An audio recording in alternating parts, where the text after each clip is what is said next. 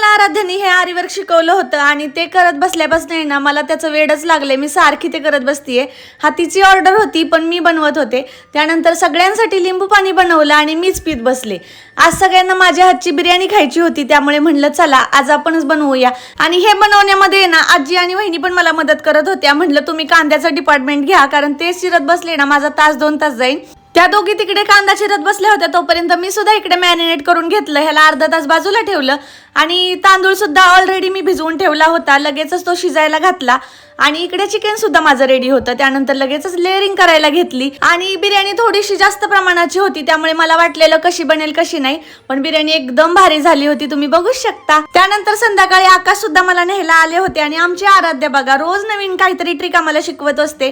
आज आम्हाला शिकवत होती की दरवाजाला असा फोर्स लावला की हात आपोआप वरती जातात आणि खरंच ती काम करत होती. त्यानंतर आम्ही दोघे जण गेलो होतो फरसाण आणायला, कारण आम्हाला जे आवडतं ना मिसळ फरसाण ते इथंच मिळतं.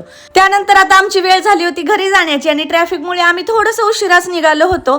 त्यामुळे आता भेटूया उद्याच्या ब्लॉगमध्ये. Okay, bye bye.